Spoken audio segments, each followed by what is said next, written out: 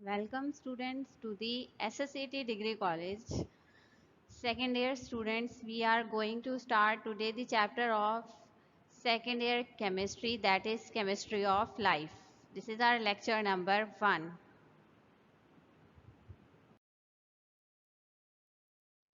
So basically what is the chemistry of life? First, we will study the chemistry of life introduction and the base on which our life is consisted and the वो चीज़ें जो कि हमारी life को chemistry से relate करती हैं, तो हम वो पढ़ेंगे आज. केमिस्ट्री ऑफ लाइफ को और क्या कहते हैं, कौन सी टर्म यूज होती है केमिस्ट्री ऑफ लाइफ के लिए? Is biochemistry. बायोकेमिस्ट्री का मतलब होता है केमिस्ट्री ऑफ लाइफ. क्यों? बिकॉज बायो मीन्स लाइफ और chemistry means chemistry, study of physical and chemical properties of anything is chemistry. Chemistry of life यानी biochemistry is a branch of chemistry. ये biochemistry जो है टर्म, ये भी किसकी branch है? केमिस्ट्री की, which deals with the study of chemicals and physical processes. जो कि क्या बताती है? हमें स्टडी करना chemical and physical proper processes को. अब किन के केमिकल एंड फिजिकल प्रोसेसेस की बात हो रही है? हमारे अंदर जो केमिकल या फिजिकल यानी हमारी लाइफ में जो केमिकल या फिजिकल प्रोसेसेस होते हैं उनकी स्टडी को कहते हैं बायोकेमिस्ट्री या फिर केमिस्ट्री ऑफ लाइफ. अब बायोकेमिस्ट्री जो है या केमिस्ट्री ऑफ लाइफ यानी हमारी लाइफ में केमिस्ट्री कितनी इंपॉर्टेंट है, जो चीज़ें हम यूज़ कर रहे होते हैं उनमें कितनी इन्वॉल्व है chemistry, that we are going to study in this lecture और in this chapter. It is the branch of science which deals with the study of chemical basis of life. इसका मतलब यानी केमिकल बेसिस ऑफ लाइफ हम इसमें study करते हैं. Chemical basis of life क्या होता है? हमारी लाइफ जो है वो कितना केमिकल्स पे डिपेंड कर रही है, कौन कौन से केमिकल्स हमारी लाइफ में, हमारी बॉडी में इन्वॉल्व है, हमारे खाने में इन्वॉल्व है और उनकी केमिस्ट्री क्या है, उनकी केमिकल फिजिकल प्रॉपर्टीज क्या हैं उन केमिकल्स की. The study of this is chemistry of life or biochemistry. Biochemistry is the term used for the chemistry of life, to study the chemistry of life. That means chemistry of living matters at cellular and molecular level in living beings. इसका मतलब है chemistry of living matters, यानी living matters कौन है? हम लोग ही living matters हैं, जानदार. एट सेलुलर उनके सेल्स को और उनके मॉलिक्यूल्स को स्टडी करना, उनकी केमिस्ट्री को स्टडी करना या उनमें उनकी केमिस्ट्री जो इन्वॉल्व होती है उन मैटर्स में उनको स्टडी करना इज बायोकेमिस्ट्री. लिविंग बींग्स में उनका सेलुलर और मॉलिक्यूलर लेवल क्या है? किसका? केमिकल्स का, केमिस्ट्री का सेलुलर और मॉलिक्यूलर लेवल को स्टडी करना लिविंग बीइंग्स में इज बायोकेमिस्ट्री और chemistry of life.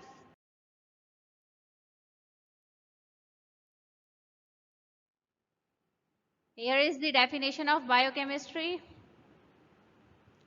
The study of the structure and function of cellular components.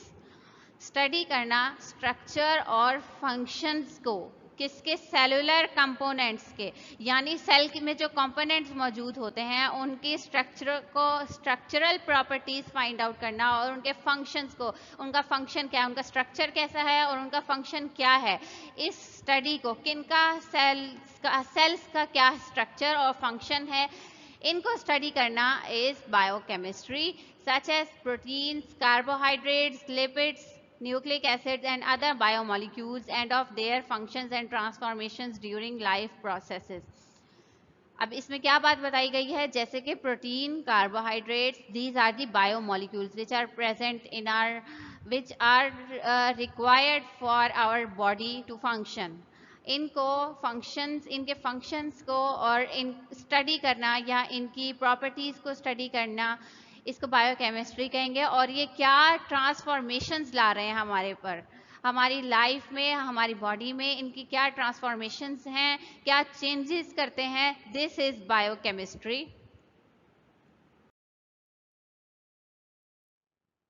अब बायोकेमिस्ट्री जो है वो ऑर्गेनिक केमिस्ट्री से रिलेट करती है। तो ऑर्गेनिक केमिस्ट्री क्या है, हम ये भी थोड़ा सा देख लेते हैं। यानी बायोकेमिस्ट्री में ऑर्गेनिक केमिस्ट्री, ये जो आपका चैप्टर चल रहा है, chapter number 10 of second year chemistry, chemistry of life, is in organic chemistry portion. You have two different portions in your chemistry, second year chemistry, inorganic and organic. तो inorganic में तो आपके 5 चैप्टर तक, 6 chapter से आपके organic portion start है, and this is 10th chapter, chemistry of life is included in organic chemistry. So basically what is organic chemistry, we are going to study, we are going to learn कि organic chemistry क्या होती है, इसमें क्या ऐसा होता है कि इसको अलग रखा गया है इन ऑर्गेनिक केमिस्ट्री से, इसको अलग ब्रांच क्यों बनाया गया. All living things are composed of organic compounds. Living things जितने भी हैं वो ऑर्गेनिक कंपाउंड से बने हुए होते हैं. अब ऑर्गेनिक का मतलब क्या होता है, यानी नेचुरल. जो नेचुरली अगर कोई हमारे पास चीज आती है तो हम कहेंगे this is organic. Why that's organic, because this is natural. Organic chemistry is the study of carbon compounds. This is the important line and this is the definition of organic chemistry. यानी study of carbon compound is organic chemistry. Carbon compounds को जब हम carbon से related अगर किसी चीज को study कर रहे हैं तो ऑर्गेनिक केमिस्ट्री. आप देखेंगे ऑर्गेनिक केमिस्ट्री में सब केमिस्ट्री सारी ऑर्गेनिक कार्बन बेस्ड है. तो इसका मतलब क्या है, अगर हम कार्बन कंपाउंड्स को स्टडी कर रहे हैं that will be included in organic chemistry. Inorganic में मोस्टली कार्बन नहीं इन्वॉल्व होता है, या कहीं कहीं कुछ रिएक्शंस नजर आ जाएंगे कार्बन के, लेकिन अगर हम कार्बन को पूरा स्टडी कर रहे हैं तो वो ऑर्गेनिक केमिस्ट्री में होगी. This is the real definition of organic chemistry. Organic compounds are the compounds composed primarily of a carbon skeleton. यानी कार्बन से रिलेटेड जितने भी कंपाउंड्स आपको मिलेंगे they will be called as organic compounds. Carbon skeleton ये देख रहे हैं आप. Organic compounds are composed of carbon skeleton. अब ये जो आपको पीछे घूमते हुए नजर आ रहे हैं ये इसने बॉन्ड बनाए हुए हैं, ये बॉन्ड हैं और ये इसको आप कार्बन कह सकते हैं. This is the carbon. Carbon has 4 valencies. यहाँ पर इसने एक बॉन्ड इससे बनाया हुआ है, इससे एक बॉन्ड बनाया हुआ है, 2 बॉन्ड इसने ऑक्सीजन से बनाए हैं. आप इसको कोई भी ग्रुप कह सकते हैं. दिस कैन बी हाइड्रोजन और एनी अल्काइल ग्रुप, कुछ भी हो सकता है ये, लेकिन ये बीच में कार्बन है. तो this is the study of carbon. Organic chemistry is the study of carbon or compounds related to the. ये देखें ये लंबी लंबी चेन्स बनाई हुई हैं इसने. ये कौन है जो इतनी लंबी लंबी चेन्स बना रहा है, दिस इज द कार्बन. इसके साथ ये हाइड्रोजन अटैच है, 4 वैलेंसीज पूरी हो रही हैं इनकी. That's mean they are carbon compounds and they are included in organic chemistry. Carbon is an extremely important element because of its bonding capabilities. ये बहुत इंपॉर्टेंट कंपाउंड इसलिए, एलिमेंट इसलिए है, क्यों कंपाउंड नहीं कहेंगे इसको, एलिमेंट कहेंगे, क्योंकि ये एक अकेला है. ये क्यों इंपॉर्टेंट एलिमेंट है, क्योंकि इसकी बॉन्डिंग कैपेबिलिटीज ज़्यादा होती हैं, यानी ये आसानी से बॉन्ड बना लेता है. इस वजह से पूरी एक केमिस्ट्री को उठा के कार्बन के नाम कर दिया और उसको कह दिया organic chemistry. Carbon forms strong covalent bonds and can join other carbon atoms to form long chains. Carbon carbon bonds, यानी कार्बन जो है वो कोवेलेंट बॉन्ड बनाता है, आयनिक बॉन्ड नहीं बनाता. क्यों नहीं बनाता, क्योंकि इलेक्ट्रोनेगेटिविटी कम होती है कार्बन की. शेयरिंग ऑफ इलेक्ट्रॉन्स से ये बॉन्ड बनाता है और that are called as covalent bonds. और लंबी लंबी चेन्स ये इसने बनाई हुई है, लॉन्ग चेन्स. अलग अलग अपने साथ वाले कार्बन से ज्वाइन हो गया, वो वाला अपने साथ वाले, इस तरह से इन्होंने लॉन्ग चेन्स बनाई होती हैं.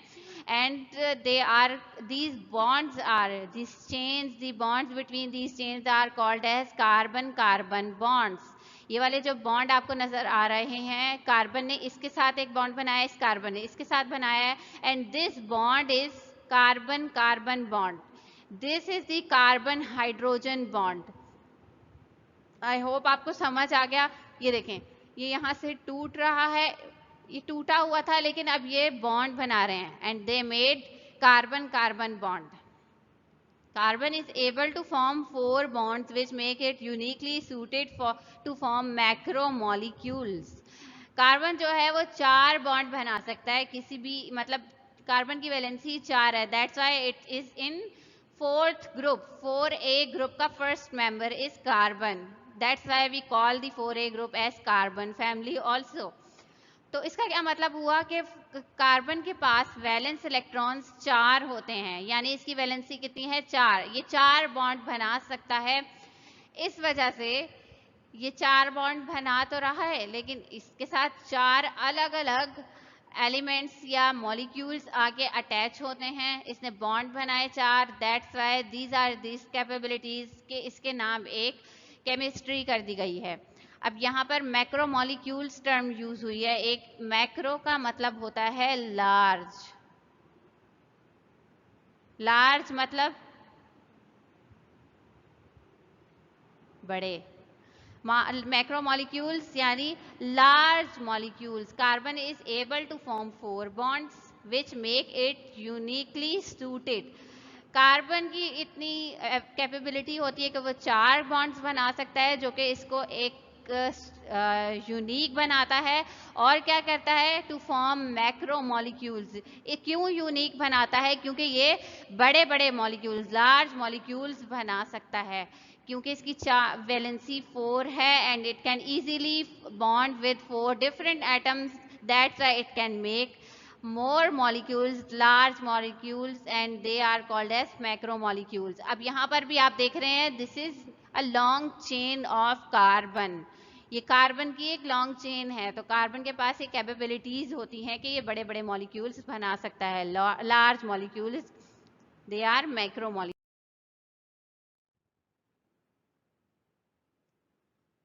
Classes of biochemicals. बायोकेमिकल्स कौन से हैं, यानी बायो का मतलब तो होता है लाइफ. लाइफ से रिलेटेड केमिकल्स जो हैं उनकी क्लासेस कौन कौन सी हैं, ये हम देख लेते हैं. Biochemistry is primarily concerned with a few types of complex organic molecules. Biochemistry किससे कंसर्न होती है, कुछ कॉम्प्लेक्स ऑर्गेनिक मॉलिक्यूल्स. अब इनको ऑर्गेनिक में क्यों रखा गया, ऑर्गेनिक केमिस्ट्री में क्यों रखा गया है, और इनको ऑर्गेनिक मॉलिक्यूल्स भी बोला जा रहा है, ऐसा क्यों है, क्योंकि ये these all are based on carbon. They are all made up of carbon. Carbon involve है, बड़ी बड़ी चेन्स है कार्बन की. That's why they are in biochemistry और ऑर्गेनिक केमिस्ट्री. बायोकेमिस्ट्री भी ऑर्गेनिक केमिस्ट्री में ही आती है, इस वजह से इनको ऑर्गेनिक केमिस्ट्री में रखा गया है. अब बायोकेमिकल्स कौन से हैं जो कि हमारी लाइफ में इन्वॉल्व है केमिकल्स, उनको भी देख लेते हैं अब हम. The most common types of biomolecules are, जो आम तौर पर पाए जाते हैं biomolecules, sugars, fats, proteins and nucleic acids. हमें इसमें से क्या पढ़ने हैं, हम पढ़ेंगे इसमें से कार्बोहाइड्रेट्स. शुगर जो है वो कार्बोहाइड्रेट्स में इन्वॉल्व, यानी कार्बोहाइड्रेट्स का एक पार्ट है. कार्बोहाइड्रेट्स को हम शुगर भी कह सकते हैं. This is the formula of carbohydrates and these are carbohydrates. short form लिख रही हूँ कार्ब. अच्छा, अब फैट्स, लिपिड्स को कहते हैं. लिपिड्स एंड फैट्स हमें ये नहीं पढ़ना, आपके सिलेबस में इंक्लूड नहीं है. मे बी और it may not be included, लेकिन अभी हम सिर्फ देख लेते हैं क्लासेस क्या हैं बायोकेमिकल्स की. शुगर्स हैं, that is carbohydrates. Fats, that are lipids. Proteins ये नहीं, इनके स्ट्रक्चर इस तरह से होते हैं. न्यूक्लिक एसिड्स, और न्यूक्लिक एसिड डीएनए, आरएनए जिसमें आप पढ़ते हैं, और प्रोटीन्स में आप पढ़ते हैं अमाइनो एसिड्स वगैरह. So these are the biomolecules which are involved. Molecules which are related or which are connected to our life are called as biomolecules, and chemicals which are involved in our life are biochemicals. तो ये classes थी, यानी इनको इन चार basically जो most common है, mostly पाए जाते हैं, ये चार क्लासेस हैं जिसमें डिवाइड किया गया है हमारे सिलेबस इन चार क्लासेस पर. Now heading towards our first topic, that is carbohydrates. हम आज स्टार्ट करने लगे हैं carbohydrates that belong to the sugars. कि किन किन चीज़ों में होते हैं, क्या क्या होते हैं, इसकी क्लासिफिकेशन क्या है. हम कार्बोहाइड्रेट का थोड़ा सा बड़ा टॉपिक है, इसको हम आप पढ़ेंगे भी और एंजॉय भी करेंगे. अच्छा टॉपिक है ये. Carbohydrates are probably the most abundant and widespread organic substances in nature. इसका क्या मतलब? कार्बोहाइड्रेट्स बहुत ज़्यादा पाए जाते हैं और ऑर्गेनिक सब्सटेंस यानी ऑर्गेनिक मतलब जो नेचुरली प्रेजेंट हो. तो ये कार्बोहाइड्रेट्स हमारे मील में, हमारे फूड में नेचुरली प्रेजेंट होते हैं या नहीं होते? ऑफ कोर्स होते हैं. They are present in our food. That's mean they are. अगर हम कुछ फ्रूट्स खाते हैं या हम कुछ नेचुरल चीज़ खा रहे हैं, fruits are natural of course, तो फिर उसमें अगर हमें शुगर फील हो रही है, तो शुगर क्या है, कहाँ से आएगी? हमने खुद थोड़ी डाली है. किसी फ्रूट में अगर शुगर होती है आपके पास, that is carbohydrate. But these are the different types के किन किन चीज़ों में there are different meals which contain carbohydrates. We will discuss later in our lecture. लेकिन कार्बोहाइड्रेट्स जो है ये नेचुरल शुगर्स होती हैं. हम नेचर पे बात कर रहे हैं. हमारा जो चैप्टर है वो नेचर बेस्ड है. क्यों नेचर बेस्ड है? बिकॉज कार्बोहाइड्रेट्स, प्रोटीन्स, ये सारी चीज़ें हम बायोकेमिस्ट्री पढ़ रहे हैं, यानी हमारी लाइफ की केमिस्ट्री. तो हम उसमें नेचर से रिलेटेड ही चीज़ें देखेंगे. अच्छा, अब wide spread organic substances in nature, यानी नेचर में ऑर्गेनिक सब्सटेंसेज प्योर जो होते हैं सब्सटेंसेज, वो सबसे ज़्यादा जो पाए जाते हैं नेचुरल, वो है कार्बोहाइड्रेट्स.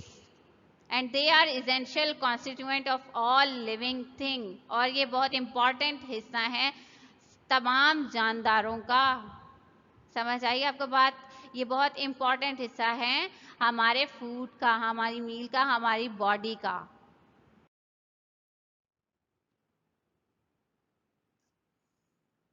आगे देख लेते हैं कार्बोहाइड्रेट्स की chemistry. Basically we are studying and we are the students of chemistry, so we will focus on chemistry. हमें हर चीज़ की केमिस्ट्री में ही जाना है. हमें ये तो जो हमने पीछे टॉपिक पढ़ा है ये तो थोड़ा सा बायोलॉजी की तरफ जा रहा था, लेकिन अब हम केमिस्ट्री पे थोड़ा सा फोकस कर लेते हैं, इसके फार्मूलाज पर, इसके स्ट्रक्चर पर, कि किस तरह की कैसा बना होता है, फार्मूला क्या होता है, कार्बोहाइड्रेट्स के फार्मूला क्या होते हैं. A carbohydrate is a naturally occurring a compound or a derivative of such a compound, यानी एक नेचुरली अकरिंग कंपाउंड है. इस टर्म से तो आप फेमिलियर होंगे. नेचुरली अकरिंग कंपाउंड यानी जो नेचर में खुद ही से पाया जाए, हम नहीं बना रहे, सिंथेटिक नहीं है. यानी जो सिंथेटिक चीज़ें वो होती हैं जो मैन मेड होती हैं, and natural which are present in nature. तो carbohydrate naturally compound, naturally occurring compound है या फिर डेरिवेटिव है. डेरिवेटिव कहते हैं कि अगर इसी से कोई चीज़ निकल रही है या बनाई जा रही है कार्बोहाइड्रेट को यूज़ करते हुए, that will be called as the derivative of carbohydrate. अगर हम कार्बोहाइड्रेट को यूज़ करते हुए ही कुछ बना रहे हैं, तो कार्बोहाइड्रेट को नेचुरली अकरिंग कंपाउंड है, और या तो फिर derivative of such a compound, यानी या तो फिर डेरिवेटिव कार्बोहाइड्रेट्स के with the general formula, chemical formula CX. कितने भी यहाँ पर C हो सकते हैं. H2O पानी का एक मॉलिक्यूल यहाँ पर ज़रूर होगा, और यहाँ पर Y भी. अब कितने मॉलिक्यूल होंगे पानी के, ये भी डिपेंड करता है कि फार्मूला है किसका, हमारे पास मॉलिक्यूल कौन सा मौजूद है उस हिसाब से यहाँ पर कार्बन आएंगे और उस हिसाब से यहाँ पर वाटर के मॉलिक्यूल्स आएंगे। Made up of molecules of carbon, hydrogen and oxygen. Carbohydrates किस किस चीज से मिलके बने होते हैं? सिर्फ ये तीन चीजें आपको नजर आएंगी, तीन elements, carbon, hydrogen and oxygen. Carbohydrates में अब देखें, कार्बन की केमिस्ट्री आ गई। कार्बन किससे अटैच हुआ होगा? हाइड्रोजन से और ऑक्सीजन से। कार्बोहाइड्रेट्स में यही यूज होंगे बस, ये तीन elements.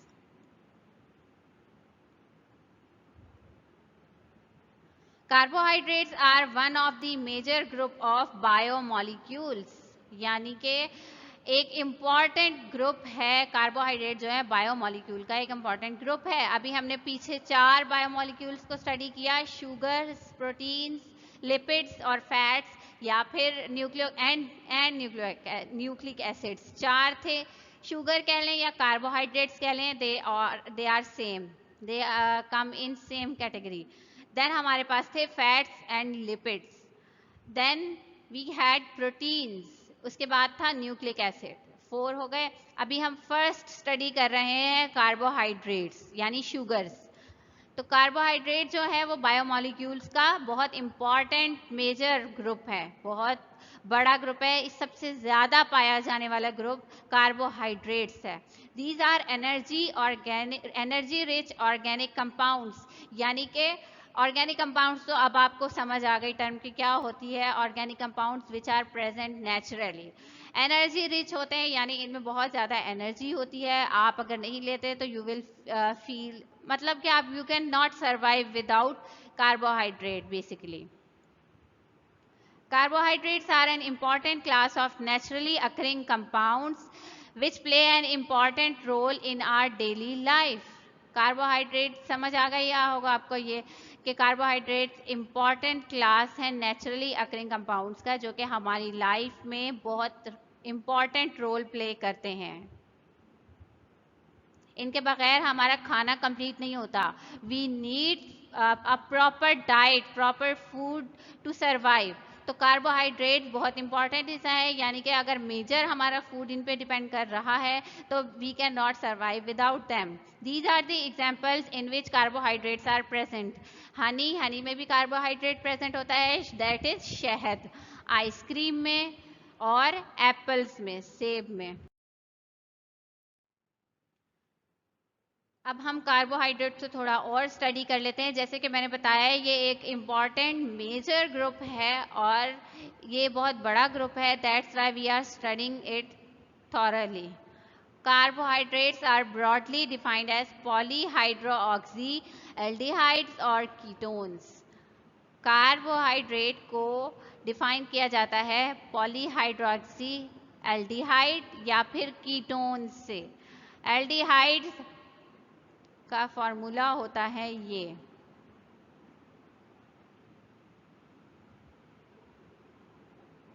COO double bond O, C single bond H। यहाँ पे कोई भी अल्काइल ग्रुप अगर लगा हो, अल्काइल ग्रुप यानी कितने भी कार्बन की चेन लगी हो, आप CH3 लगा दें यहाँ पर, या आप C3H8 लगा दें, कितने भी लगा दें, लेकिन अगर आपके पास ये ग्रुप मौजूद है और यहाँ पर कोई भी अल्काइल ग्रुप है, दैट इज एल्डिहाइड, और अगर यहाँ से हटा के आप H, यहाँ पर भी कोई अल्काइल ग्रुप लगा दें, दिस इज कीटोन। तो पॉलीहाइड्रोऑक्सी एल्डिहाइड्स या कीटोन्स। पॉलीहाइड्रोऑक्सी का मतलब क्या हुआ, ये हम आगे मैं आपको समझाती हूँ। अभी बस इतना याद रखें कि पॉलीहाइड्रोक्सी एल्डिहाइड और कीटोन्स को कार्बोहाइड्रेट कहते हैं, and their derivatives are as substances that yields one of these compounds. या तो फिर उनके डेरिवेटिव को भी कार्बोहाइड्रेट कहते हैं। डेरिवेटिव मैंने आपको पीछे टर्म समझाई है, derivative that is derived from carbohydrate. कोई भी कंपाउंड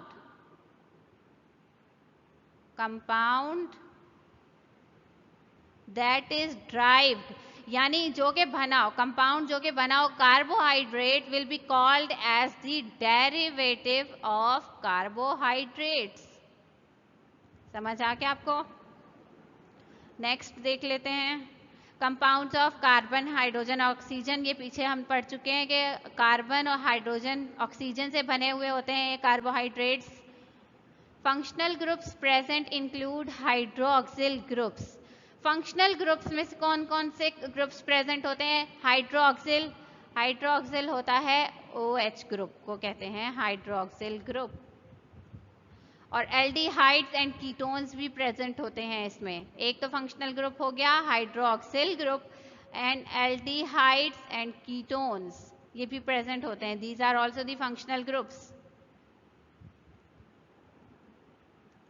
ओज इंडिकेट शुगर्स।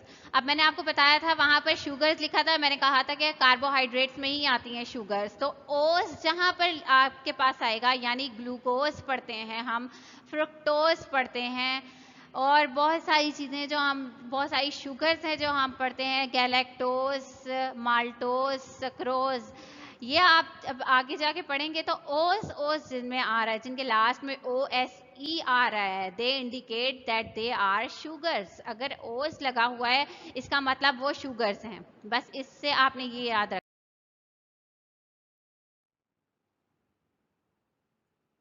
अब क्लासिफाई किस किस चीज में किया गया है? इसकी दो क्लासिफिकेशन है, on the basis of taste और on the basis of molecular structure.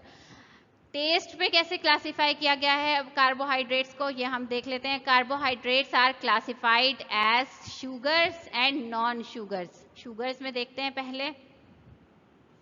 Sugars are relatively simple molecules composed of just carbon, hydrogen and oxygen. Carbohydrates, अभी हमने पीछे भी पढ़ा कि कार्बोहाइड्रेट्स या sugars are same. Sugars are the part of carbohydrates. अब sugar किस पे कंटेन करती हैं? सिर्फ क्या क्या प्रेजेंट होता है उनमें, कौन कौन से elements? Carbon, hydrogen and oxygen, जो कि कार्बोहाइड्रेट्स हैं। These carbohydrates are sweet, crystalline and water soluble. इसका क्या मतलब हुआ? स्वीट का मतलब हुआ दीज कार्बोहाइड्रेट्स यानी शुगर, कार्बोहाइड्रेट को हमने दो चीजों में क्लासिफाई किया है। Classification based on taste, taste पे जब बेस होगी तो फिर क्लासिफाई किन किन चीजों में किया गया है कार्बोहाइड्रेट को? शुगर में, और आगे इसकी डेफिनेशन आएगी दूसरी, नॉन शुगर। दो चीजों में डिवाइड किया गया है, क्लासिफाई किया है कार्बोहाइड्रेट को on the basis of taste. Taste की बिना पर दो क्लासिफिकेशंस हैं, that is sugar and non sugar. फिर हम आगे देखेंगे दूसरी क्लासिफिकेशन जो मॉलिक्यूलर स्ट्रक्चर पे है, उसमें हम देखेंगे मोनोसैकेराइड्स, डाइसैकेराइड्स। वो क्यों किया गया है वो वहीं पर आपको बताऊंगी। अभी हम पढ़ रहे हैं शुगर, और शुगर क्या है? Just carbon, hydrogen and oxygen are present in sugars, and carbohydrates are these carbohydrate यानी शुगर्स आर स्वीट। स्वीट होती है यानी इनका टेस्ट कैसा होता है? टेस्ट पे डिवाइड किया गया इसको, क्लासिफाई। तो टेस्ट कैसा होता है शुगर्स का? ऑफ कोर्स स्वीट होता है, that's why they are called sugars. Crystalline होती हैं, क्रिस्टल फॉर्म में होती है। जो हमारे पास शुगर आती है जो हम यूज करते हैं नॉर्मली, वो क्रिस्टलाइन फॉर्म में होती है। जिस फॉर्म में वो होती है उसको कहते हैं क्रिस्टलाइन। क्रिस्टल्स बने होते हैं ना छोटे छोटे, that are crystalline. This is crystalline form and water soluble, और वाटर में डिसॉल्व करें तो वो सॉल्व हो जाती है, दैट इज वाटर सॉल्युबल। यानी कि इसका मतलब क्या हुआ? ये वाटर सॉल्युबल है। These are the definition, this is the definition of sugar, these are sugars. अब एग्जाम्पल कौन कौन सी हैं? Glucose, fructose, sucrose etcetera. आगे आप इनके फॉर्मूलाज और स्ट्रक्चर भी देखेंगे। बस यहाँ पर मुझे आपको डेफिनेशन बतानी थी, इस वजह से मैंने यहाँ पर इनके स्ट्रक्चर नहीं डाले, आगे यूज होंगे ये।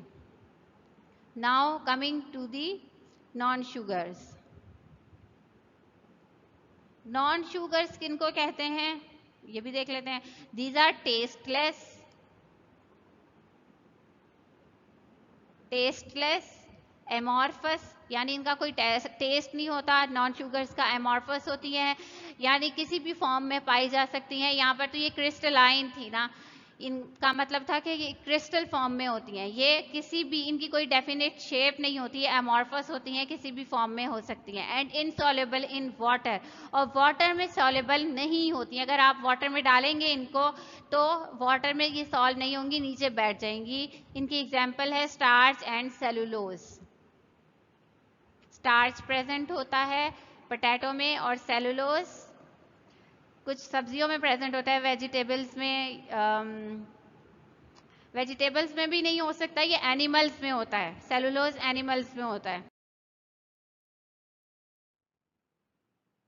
नाउ शुगर्स कैन बी, अब शुगर की अलग क्लासिफिकेशन है। पहले कार्बोहाइड्रेट्स को मैंने बताया कि दो चीज़ों में क्लासिफाई करते हैं, एक on the base of their taste and दूसरा on the base of their molecular structure. फिर हमने देखा on the basis of their taste sugars and non sugars. अब वो जो शुगर्स थी उनको भी फर्दर क्लासिफाई किया गया है, रिड्यूसिंग शुगर होती हैं और नॉन रिड्यूसिंग शुगर्स होती हैं। ये आपने याद रखनी है चीजें। रिड्यूसिंग शुगर्स क्या होती हैं? These sugars reduce Tollens reagent and Fehling solution, यानी ये शुगर जो है टॉलरेंस रिएजेंट को और फेहलिंग सॉल्यूशन को रिड्यूस करवा देती हैं। दे कंटेन फ्री एल्डिहाइडिक और ketonic group along with hydroxyl group on the carbon adjacent to these groups। ये सारी बातें आपके सर के ऊपर से गुजरी होंगी, कुछ समझ नहीं आया होगा आपको। अब मैं बताती हूँ इन यहाँ जो टर्म्स यूज हो रही हैं वो क्या हैं। देखें, रिड्यूसिंग शुगर किसको कहते हैं? जो कि टॉलरेंस रिएजेंट को और फेहलिंग सॉल्यूशन को रिड्यूस करवा दें। ये तो आपने याद कर लिया। अब आपको ये भी पता नहीं चल रहा होगा कि पता नहीं क्या है ये टॉलरेंस रिएजेंट और फेहलिंग सॉल्यूशन।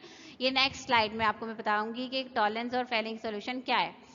नेक्स्ट लाइन देख लें आप यहीं, दे कंटेन फ्री एल्डिहाइडिक और ketonic group along with hydroxyl group. अब ये बात समझ लें आप, यहाँ पर एल्डिहाइड तो हो गया, ये मैंने आपको पीछे भी बताया था, इस ग्रुप को कहते हैं aldehyde, C double bond O, C single bond H। अब यहाँ पे मैंने कहा था कोई भी अल्काइल ग्रुप लगा दें या कार्बन से रिलेटेड कोई भी ग्रुप लगा दें, कार्बन अटैच होना चाहिए यहाँ पर। तो अब यहाँ पे क्या कहा है, रिड्यूसिंग शुगर क्या कंटेन करती हैं? एल्डिहाइडिक या कीटोनिक ग्रुप तो होगा ही, यहाँ पर लगा हुआ है ketonic group, C double bond O, इसके साथ भी कार्बन, इसके साथ भी carbon, this is ketone and this is aldehyde. यहाँ पर मैंने लिखा हुआ भी है aldehydic group and ketonic group. अब यहाँ पर एक और बात क्या हो रही है, एल्डिहाइड या कीटोनिक ग्रुप तो होना ही चाहिए, लेकिन उसके साथ एक हाइड्रोक्सिल ग्रुप भी होना चाहिए। और किस कार्बन के साथ? इसी कार्बन के साथ वाले कार्बन के साथ क्या लगा होना चाहिए? Hydroxyl group. This is the hydroxyl group, यानी एल्डिहाइडिक कार्बन या कीटोनिक कार्बन के साथ वाले कार्बन के साथ free hydroxyl group should be present. तो इसका मतलब कि क्या कहेंगे हम इनको? Reducing sugar. That means they are reducing sugar on the carbon adjacent to these group. अब आपको ये बात समझ आ गई, ये वाली लाइन, एक minute, they contain free aldehydic और कीटोनिक ग्रुप, यानी इनमें एक एल्डिहाइडिक या कीटोनिक ग्रुप मौजूद होना चाहिए along with hydroxyl group. Hydroxyl group भी प्रेजेंट होना चाहिए on the carbon adjacent to these groups, उस कार्बन के साथ जो कि बिल्कुल इनके साथ लगा हो, उस पे हाइड्रोक्सिल ग्रुप होना चाहिए। इसका मतलब ये हुआ, अब these sugars reduce Tollens reagent and Fehling solution. ये sugars, reducing sugar, Tollens reagent और फेहलिंग सॉल्यूशन को रिड्यूस करवा सकती हैं, करवा देती हैं, तो उनको हम कहेंगे रिड्यूसिंग शुगर्स। अब ये क्या है?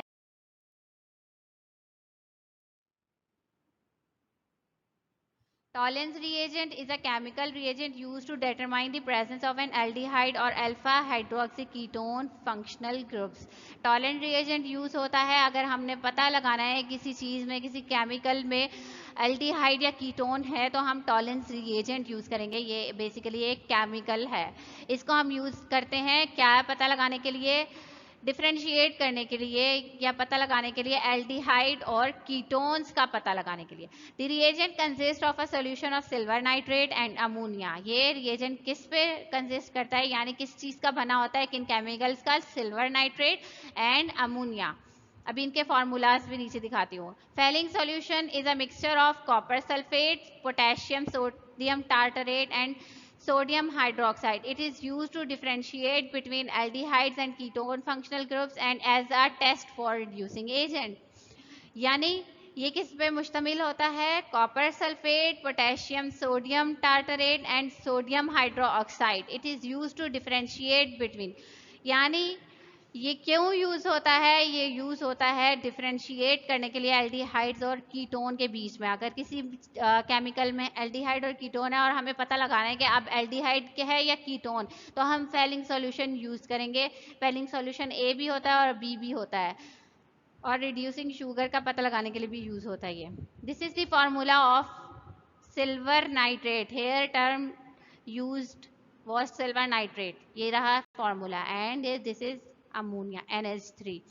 This is copper sulphate. हमने यहाँ पर यूज किया था कॉपर सल्फेट. इसमें यूज होता है पोटेशियम सोडियम टार्टरेट. ये रहा potassium sodium tartrate. This is the formula of tartrate.